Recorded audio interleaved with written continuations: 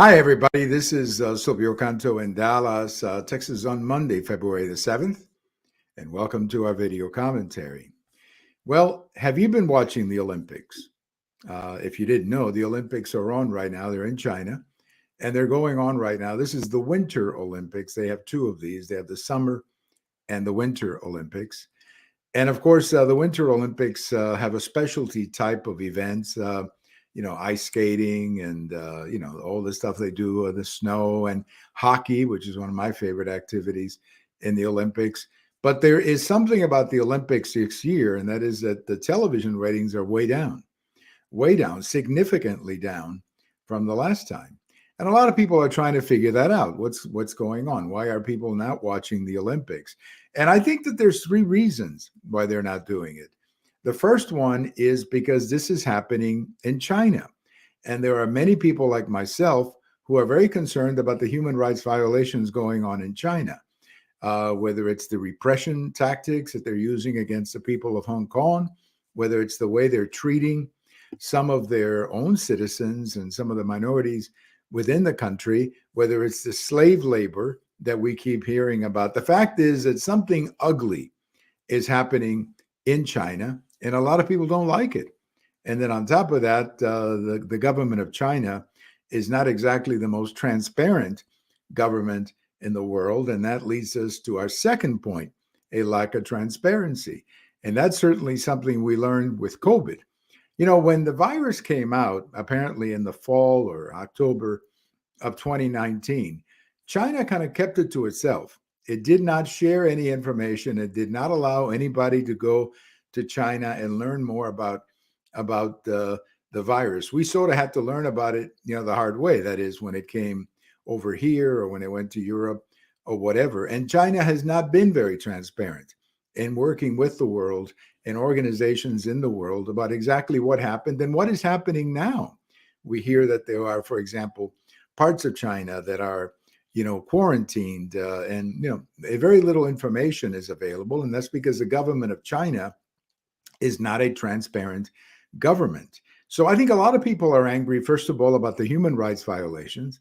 They're angry about COVID because a lot of people, now I don't have any evidence of this, but a lot of people believe that it was started in China on purpose. Again, I don't have any evidence of this, but I can understand why people feel that way about the government of China or China in general. So the first two, the lack of transparency, the lack of human rights or the abuse of human rights. And I think there's a third reason. Some of the sponsors that we see in some of these television shows that we're watching from China are frankly sponsors who have a double standard when it comes to human rights. For example, many organizations like Coca-Cola, to name an example, they decided to go after the state of Georgia when the state of Georgia passed a voting law to actually make it easier to vote, but make it more difficult to cheat. Many companies, Coca-Cola included, came down very hard on the government of Georgia, the state government of Georgia, the governor of Georgia, saying that this was a bad law, that it denied people voting rights and all of that, when there's no evidence of that, but that's what they were saying.